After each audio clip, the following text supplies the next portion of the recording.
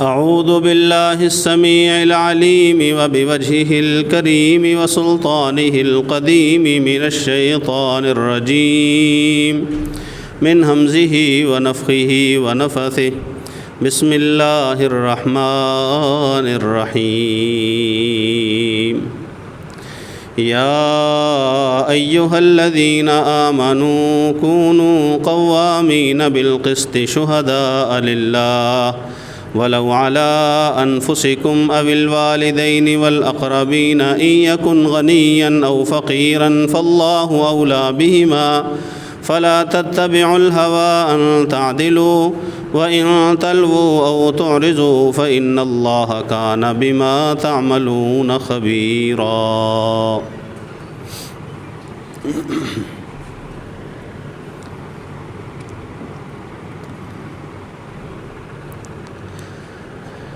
رسول اللہ صلی اللہ علیہ وآلہ وسلم ایک ایسے معاشرے میں تشریف لائے جو معاشرہ معاشرتی حقوق کو یکسر بھلا چکا تھا اور ان میں عدل و انصاف، وہ عصبیت اور قبائل کی حمیت ان کی بھیڑ چڑھ چکا تھا. اپنا قبیلہ، اپنا خاندان، اپنا بندہ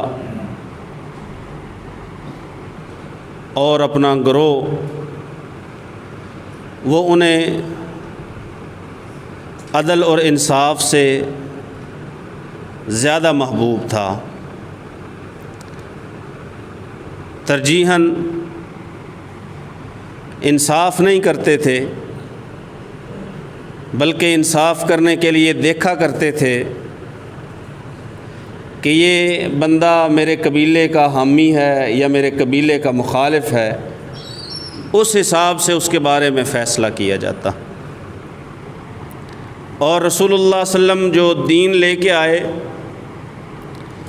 وہ سراسر عدل کا دین ہے، انصاف کا دین ہے اور ہر ایک کے حقوق کی حفاظت اور پاسداری کا دین ہے.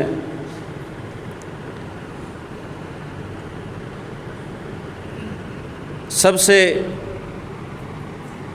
اہم اور سب سے بڑی بات جو رسول اللہ صلی اللہ علیہ وآلہ وسلم کے پاس کسی کی سفارش لے کے آنے والے صحابی کو رسول اللہ صلی اللہ علیہ وسلم نے جواب دیا تھا. اس نے ایک چور عورت کے بارے میں بات کی کہ اللہ کے پیغمبر، جو قبیلہ بنو مخزوم ہے وہ بڑا اعلیٰ قبیلہ ہے، ان کی بڑی عزت ہے. لوگ میرے پاس آ گئے کہ ان میں ایک فاطمہ نامی عورت ہے، اس نے چوری کر لی ہے اور یہ لوگ مجھے آپ کے پاس لے کے آئے ہیں کہ آپ سے سفارش کروں کہ وہ بڑے حسب و نسب والی خاتون ہے، بڑے قبیلے سے تعلق ہے، لہٰذا صرف نظر کیا جائے، چوری پہ اس کی پکڑ نہ کی جائے. رسول اللہ صلی اللہ علیہ وآلہ وسلم نے فرمایا تم سے پہلے لوگ اسی وجہ سے ہلاک ہوئے، تباہ و برباد ہوئے کہ جب ان میں سے کوئی امیر چوری کرتا یا جرم کرتا تو اسے چھوڑ دیا جاتا تھا، اور جب کوئی کمزور جرم کرتا تو اس پہ حد نافذ کر دی جاتی تھی. اور ساتھ ہی فرمایا لو ان فاطمہ بنت محمد سرقت لقطعت یدہا، یہ تو فاطمہ قبیلہ بنی مخزوم کی عورت ہے نا، اگر محمد کی بیٹی فاطمہ بھی چوری کرتی محمد اس کا بھی ہاتھ کاٹ دیتا. قانون نافذ کرتے ہوئے عدل اور انصاف کرتے ہوئے یہ نہیں دیکھا جائے گا کہ میرا حامی ہے یا مخالف ہے، یہ بھی نہیں دیکھا جائے گا کہ امیر ہے یا کمزور ہے، بلکہ جو شریعت نے عدل و انصاف کے قوانین نازل کیے ہیں، ان قوانین کی روشنی میں فیصلہ کیا جائے گا، قانون کو دیکھا جائے گا، حدود اللہ کو دیکھا جائے گا، رسول اللہ صلی اللہ علیہ وسلم کے فیصلوں کو دیکھا جائے گا، اور پھر بات کی جائے گی۔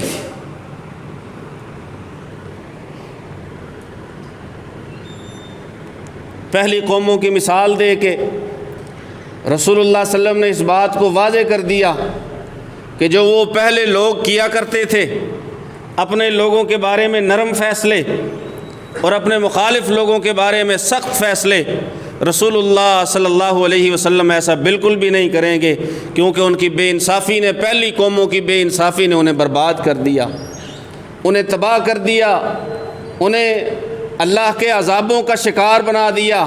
کیوں؟ کیونکہ انصاف نہیں کیا کرتے تھے۔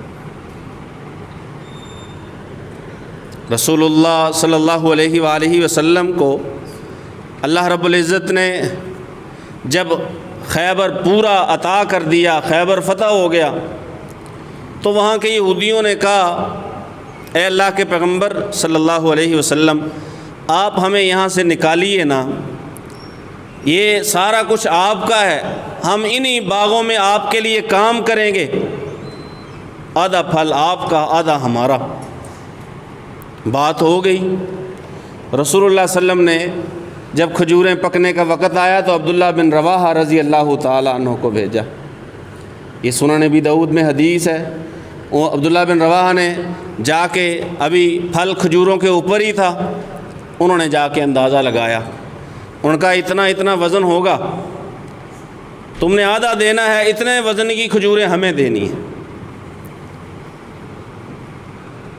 جب بات انہوں نے کر لی تو یہودیوں نے کہا، جو مزارے تھے، انہوں نے کہا یہ تو ہمارے اوپر بوجھ ڈال رہے ہو، اتنی کھجوریں نہیں ہیں جتنا تم نے اندازہ لگایا ہے، یہ اس سے کم پھل ہوگا، زیادہ نہیں، اتنا نہیں ہوگا جتنا تم نے اندازہ لگایا ہے۔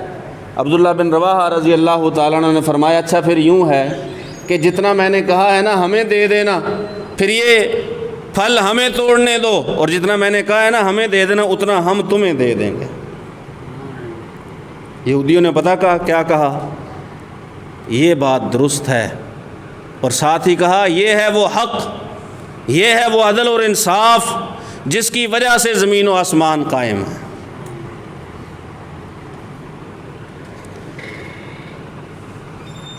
عدل و انصاف،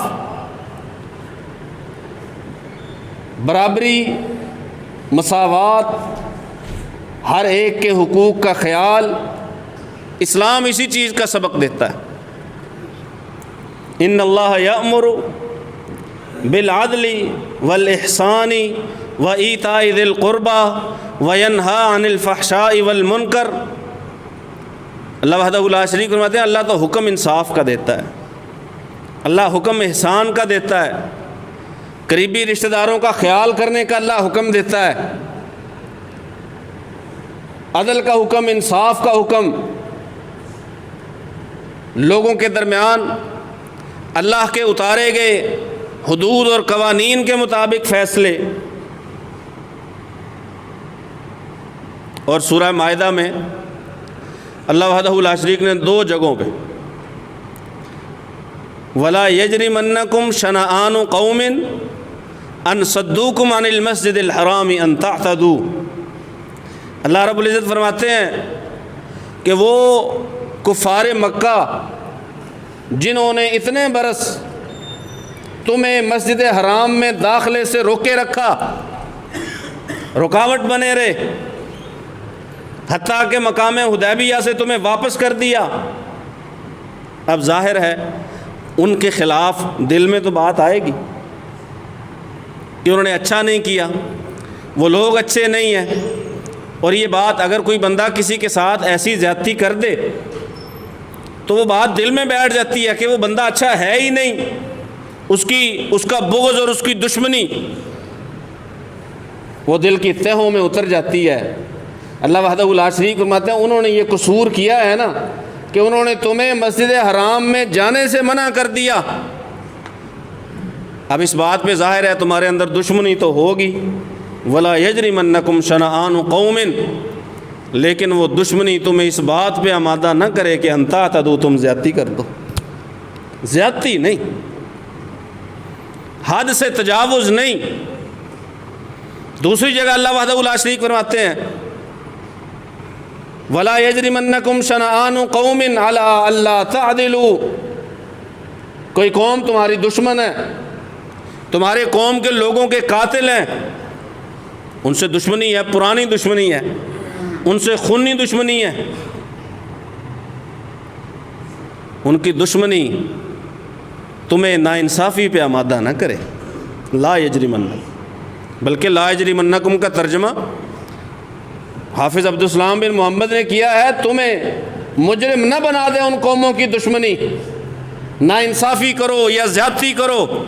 اعدلوا هو اقرب للتقوی، وہ تقوی جو اللہ رب العزت کو مومن سے چاہیے، جس کے لیے اللہ نے توحید کا حکم دیا، نماز کا حکم دیا، روزے کا حکم دیا، حج کا حکم دیا، قربانی کا حکم دیا، کس لیے؟ تاکہ اللہ معلوم کرے کہ تقوی ہے کہ نہیں۔ یہ جو انصاف ہے یہ تقوی کے قریب ترین چیز ہے۔ واتقوا اللہ ان اللہ خبیر بما تعملون، ساتھ ہی اللہ وحدہ لا شریک فرماتے ہیں اللہ سے ڈرو کیونکہ تمہارے ہر ایک عمل کی وہ خبر رکھتا ہے، تمہارے اعمال کی وہ خبر رکھتا ہے۔ ناانصافی نہیں، زیادتی نہیں، حتیٰ کہ کسی کی دشمنی میں، بغض میں آ کر زیادتی کر دینا، اس کا حق مار لینا، یہ بھی جائز نہیں۔ سورہ بقرہ میں حکم تو ہے فاعتدوا علیہ بمثل ما اعتدى علیکم، جتنی انہوں نے زیادتی کی ہے نا اتنی بدلہ تو لے سکتے ہو، ان میں سے جو زیادتی کا مجرم ہے اسے پکڑ سکتے ہو، اسے سزا دلوا سکتے ہو، لیکن اس سے بڑھ کے زیادتی کرو مزید، اس کی اللہ تعالیٰ اجازت نہیں دیتے۔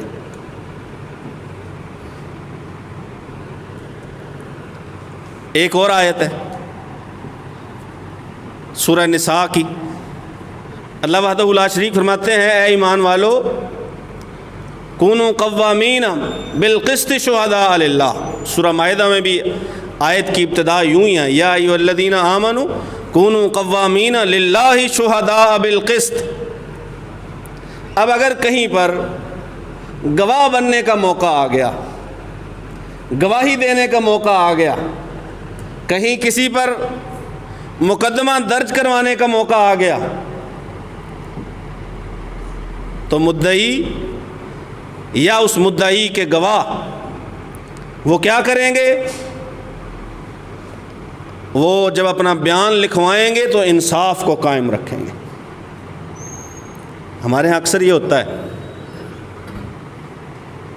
کہ جو مدعی ہے اس کے لیے ضروری ہے کہ اس نے وہ وقوع اپنی آنکھوں سے دیکھا ہو۔ آپ کئی مقدمات میں ایسے ایسے مدعی دیکھیں گے کہ وہ موقع پہ موجود نہیں تھے، لیکن جب آپ ایف آئی آر پڑھیں گے، بیان پڑھیں گے، تو اس میں لکھا ہوگا کہ میں نے یہ معاملہ اپنی آنکھوں سے دیکھا ہے، تھے وہاں سے سینکڑوں کلومیٹر دور، اس علاقے میں ہی نہیں تھے، شہر میں ہی نہیں تھے، اس گھر میں یا اس جگہ پہ موجود ہونا یہ تو بڑی دور کی بات ہے، شہر میں ہی نہیں تھے۔ لکھواتے کیا ہیں؟ اور یہ لکھوانے کی وجہ کیا ہے؟ کیونکہ اگر یہ نہیں نہ لکھوائیں گے کہ ہم نے اپنی آنکھوں سے دیکھا ہے تو مقدمہ کمزور ہو جائے گا، مقدمہ کمزور ہو جائے گا، اور گواہ پھر تیار کر لیے جاتے ہیں کہ جو جو بات میں نے بیان میں لکھی ہے تم نے بالکل اسی کے مطابق گواہی دینی ہے۔ کیوں گواہی دینی ہے؟ کیونکہ میں تمہاری قوم کا، تم میری قوم کے، میں تمہارا واقف، تم میرے واقف، آج تم میرے کام آؤ گے، کل میں تمہارے کام آؤں گا۔ اس لیے چاہے تم نے دیکھا ہے نہیں دیکھا، تم میں گواہ بننے کی اہلیت ہے یا اہلیت نہیں ہے، تم نے بس میرے حق میں گواہی دینی ہے، چاہے وہ گواہی انصاف پر مبنی ہو یا انصاف پر مبنی نہ ہو، تم نے بس گواہی دینی ہے۔ اللہ وحدہ لا شریک کہتے ہیں ایمان والو تمہیں ایسا تو نہیں کہا گیا جیسے تم یہ کرتے ہو، کونوا قوامین بالقسط شہداء للہ، اگر کہیں پر کھڑا ہونے کا وقت آ گیا بطور گواہ یا بطور مدعی تو انصاف کے ساتھ کھڑا ہونا ہے۔ ساتھ ہی اللہ فرماتے ہیں شہداء للہ، یہاں پر بھی سورہ مائدہ میں بھی شہداء للہ، للہ شہداء، اللہ کے لیے گواہی دینی ہے، اللہ کے لیے، اپنے بندے کے لیے نہیں۔ گواہی میں دیکھنا ہے کہ اللہ کا حکم کیا ہے، انصاف کیا ہے، سچ کیا ہے۔ رسول اللہ صلی اللہ علیہ وآلہ وسلم سے پوچھا گیا، اللہ کے پیغمبر صلی اللہ علیہ وآلہ وسلم، وہ جو بڑے بڑے گناہ ہیں، ایک ہوتے ہیں کبیرہ گناہ، ایک ہوتے ہیں اکبر الکبائر، ان بڑے بڑے گناہوں میں جو سب سے بڑے بڑے گناہ ہیں وہ تو ہمیں بتائیے کہ وہ کون کون سے ہیں، ان میں کون کون سے گناہ ہیں۔ ان میں شرک ہے، اللہ کے ساتھ کسی اور کی بھی عبادت کرنا، اللہ کو چھوڑ کے کسی اور کی عبادت کرنا، مشرک بننا، یہ کبیرہ گناہ، سب سے بڑا گناہ۔ والدین کی نافرمانی کرنا بڑے سب سے بڑے بڑے گناہوں میں سے ہے۔ اور رسول اللہ صلی اللہ علیہ وسلم نے ایک بار اکبر الکبائر کا تذکرہ کرتے ہوئے تیسرے نمبر پہ فرمایا وشہادۃ الزور، جھوٹی گواہی، تیسرے نمبر پہ وشہادۃ الزور، جھوٹی گواہی۔ رسول اللہ صلی اللہ علیہ وسلم نے پھر فرمایا وشہادۃ الزور، جھوٹی گواہی، تیسری بار پھر فرمایا جھوٹی گواہی۔ آپ ٹیک لگا کے بیٹھے ہوئے تھے، سیدھے ہو گئے، رسول اللہ صلی اللہ علیہ وسلم غصے میں آ گئے، جھوٹی گواہی کہتے جا رہے تھے۔ صحابی کہتے ہیں رسول اللہ صلی اللہ علیہ وسلم کو جب ہم نے غصے میں دیکھا، ہم نے کہا لیتہ سکتا، کاش رسول اللہ صلی اللہ علیہ وسلم اب خاموش ہو جائیں، لوگوں کو بتانے کے لیے کہ شرک بھی بڑا گناہ ہے، والدین کی نافرمانی بھی بڑا گناہ ہے، لیکن جو جھوٹی گواہی ہے اور جھوٹی گواہی کے جو نقصانات ہیں ان کی شدت بھی کوئی تھوڑی نہیں ہے، وہ بھی بہت بڑا گناہ ہے۔ اللہ فرماتے ہیں گواہی دینی ہے تو اللہ کے لیے، گواہی دینی ہے انصاف پر مبنی۔ آپ اگلے لفظ سنیے، کہتے ہیں میں اس لیے اس کے ساتھ کھڑا ہوں، میرا دوست ہے، میرا رشتہ دار ہے۔ اللہ فرماتے ہیں وَلَوْ عَلَىٰ أَنفُسِكُمْ، گواہی سچی دینی ہے چاہے گواہی تمہارے اپنے خلاف کیوں نہ پڑ جائے۔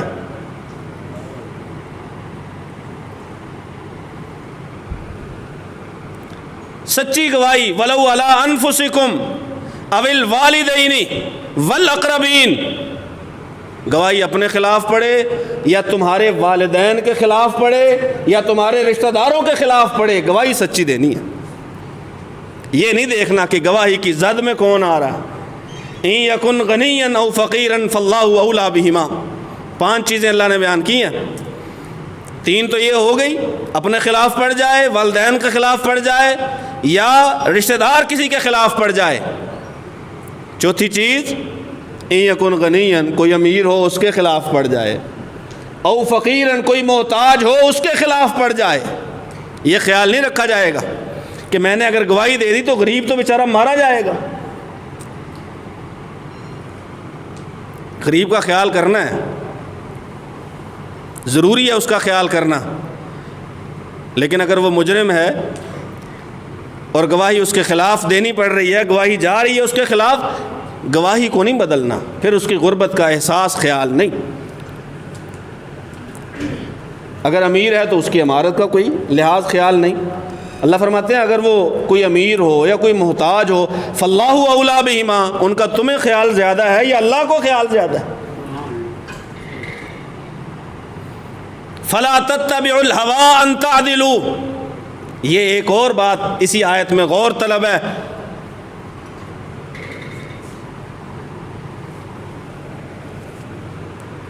کہ میرا خیال یہ تھا، بندہ کہتا ہے نا میرا خیال یہ تھا، مجھے یہ بات اچھی لگی، میرے دل میں یہ بات تھی اس لیے میں نے یہ بات کر دی۔ اللہ فرماتے ہیں اپنی خواہشات کے پیچھے نہ چلو کہ ناانصافی ہی کر دو۔ وَإِن تَلْوُوا أَوْ تُعْرِضُوا فَإِنَّ اللَّهَ كَانَ بِمَا تَعْمَلُونَ خَبِيرًا۔ ایک اور بات، یہ تو ہوگی جھوٹی گواہی کی بات۔ اللہ فرماتے ہیں لفظوں میں ہیر پھیر بھی نہیں کرنی۔ وَإِن تَلْوُوا، اگر زبان مروڑ لوگے، لفظوں کی ہیرا پھیری کرو گے کسی کو بچانے کے لیے یا کسی کے حق میں جانے کے لیے، اللہ وحدہ لا شریک اس کی اجازت بھی نہیں دیتا۔ او تعرضوا، یا اگر گواہ ہو لیکن کہتے ہو میں نے گواہی نہیں دینی، اعراض کرتے ہو، اللہ تعالیٰ اس کی اجازت بھی نہیں دیتا۔ ایک آیت میں کتنے ہی مسائل کو اللہ وحدہ لا شریک نے بیان کر دیا۔ گواہی سچی دینی ہے، کوئی قوم تمہارے حق میں ہے، حامی ہے، یا کوئی قوم تمہاری مخالف ہے، کوئی تمہارا ہم مذہب ہے، کوئی غیر مذہب ہے، جب بات گواہی کی آئے گی، عدل و انصاف کی آئے گی، تو پھر اللہ کے فیصلوں کو لیا جائے، اللہ کے فیصلوں کو لیا جائے گا۔ مسلمان ملکوں میں جو اقلیتیں ہیں، غیر مسلم ہیں، ان کے معاملے میں بھی عدل و انصاف سے کام لینے کا حکم۔ حق اور انصاف، حق اور انصاف، حق اور انصاف، بس یہ نہیں کہ تعداد میں زیادہ ہو تو تھوڑوں کی پرواہ ہی نہ کرو، ان کے حقوق ہیں، ان کے حقوق رسول اللہ صلی اللہ علیہ وسلم نے مقرر فرمائے۔ یہ ہمارے ہاں جو بات چل نکلتی ہے نا، فلاں جی گستاخ رسول ہے اور فلاں گستاخ قرآن ہے، جس رسول کی گستاخی کے لیے کھڑے ہوئے ہو نا، اسی رسول کے بنائے ہوئے اصولوں کو بھی مد نظر رکھو۔ حرمت رسول کے لیے کھڑے ہیں، احتجاج ہے، لوگ اکٹھے ہو گئے، بھیڑ اکٹھی ہو گئی، اور حرمت رسول بچانے کی آڑ میں، حرمت رسول بچانے کے دعوے کی آڑ میں رسول اللہ صلی اللہ علیہ وسلم کے کتنے ہی فرامین کو تہس نہس کر دیتے ہیں۔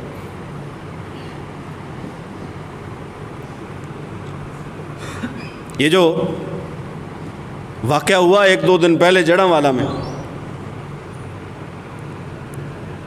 کیا دعویٰ کیا ہے کہ قرآن کی گستاخی ہوئی؟ اچھا مان لیا قرآن مجید کی گستاخی ہوئی، لیکن قرآن مجید کی گستاخی کے نام پہ جو وہاں کے لوگوں نے کیا عیسائی آبادی کے ساتھ، اس کی قرآن اجازت دیتا ہے؟ اور آگ کی بے حرمتی انہوں نے کی ہے، احکام کی بے حرمتی تم کر گئے ہو، کیا فرق رہا؟ دوسری بات، اگر کسی نے بے حرمتی کی ہے تو بے حرمتی کرنے والا مجرم ہے۔ اگر کسی نے کی ہے بے حرمتی کرنے والا مجرم ہے، پوری بستی مجرم نہیں ہے، چرچ مجرم نہیں ہے۔ عبادت گاہوں کی حفاظت کا اسلامی حکومتوں میں رسول اللہ صلی اللہ علیہ وسلم نے حکم دیا ہے۔ قرآن کہتا ہے وَلَوْلَا دَفْعُ اللَّهِ النَّاسَ بَعْضَهُم بِبَعْضٍ لَهُدِّمَتْ صَوَامِعُ وَبِيَعٌ وَصَلَوَاتٌ وَمَسَاجِدُ يُذْكَرُ فِيهَا اسْمُ اللَّهِ كَثِيرًا۔ یہ تو اللہ نے نظام بنا دیا ہے، نظام نہ بنایا ہوتا تو پھر گرجے گرتے، پھر یہودیوں کے معبد خانے گرتے، پھر مسلمانوں کی مسجدیں گرتی۔ اللہ نے نظام بنا دیا نا، عبادت خانے نہیں گریں گے۔ دوران جنگ بھی کوئی قوم، کوئی ملک تم پہ حملہ آور ہوا ہے اور تم نے اسے پیچھے دھکیل دیا اور ان کے علاقوں میں داخل ہو گئے، جنگ پیک پہ ہے، عروج پہ ہے، اس وقت بھی کیا حکم ہے؟ کسی کے عبادت خانے کو نقصان، عبادت گاہ کو نقصان نہیں پہنچایا جائے گا۔ اسلام کہتا ہے ان کا کوئی راہب ہے، کوئی ان کا مذہبی عالم ہے، مذہبی پیشوا ہے، اسے قتل نہیں کیا جائے گا، عورتوں کو نہیں مارا جائے گا، بچوں کو نہیں مارا جائے گا، فصلوں کو نہیں جلایا جائے گا، گھروں کو نہیں جلایا جائے گا۔ اسلامی قوانین ہیں جو رسول اللہ صلی اللہ علیہ وسلم نے بیان کیے ہیں۔ یہاں بھی اگر کوئی ایسا واقعہ ہو جائے، کہیں پر ہو جائے، تو اس میں سب سے پہلے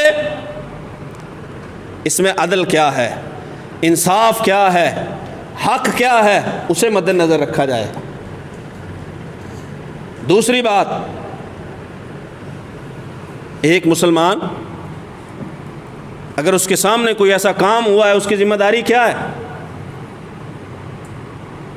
وہ اگر بندہ ان کے قابو میں آ گیا تو اس کو ماریں گے نہیں، مارنا نہیں ہے، عام بندوں کا حق نہیں بنتا۔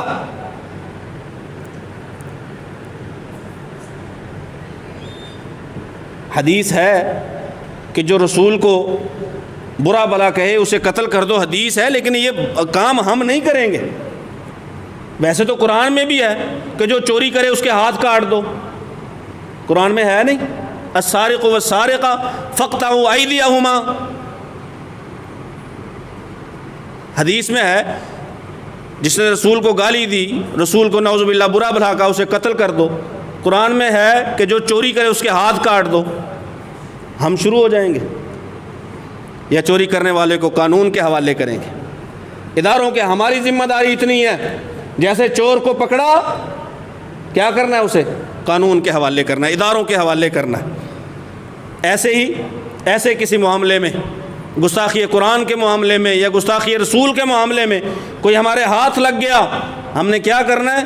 ہم نے اسے قانون کے حوالے کرنا ہے، اداروں کے حوالے کرنا ہے، جو قانون نافذ کرنے والے ادارے ہیں ان کے حوالے کرنا ہے۔ ہماری ذمہ داری پوری ہے، ہم اسی کے مکلف ہیں۔ اگر کوئی اس سے بڑھتا ہے، دیکھ کتنے ہی معاملات ایسے ہوتے ہیں کہ ان میں جو ہے نا وہ مقدمہ چل ہی نہیں پاتا، پہلے ہی بندہ مار دیا جاتا ہے، تقاضۂ عدل پورا ہی نہیں ہوتا، قاضی کے پاس لے جایا ہی نہیں جاتا، شواہد دلوائے ہی نہیں جاتے، گواہیاں ہوتی ہی نہیں ہیں، اور بندے کو قتل کر دیا۔ یہ جرم ہے، جرم ہے۔ غیر مسلموں کے حقوق ہیں مسلمان ممالک میں، ان حقوق کا خیال رکھنا چاہیے۔ اللہ تعالیٰ سے دعا ہے اللہ ہمیں سن سمجھ کر عمل کی توفیق نصیب فرمائے۔ وما علیہ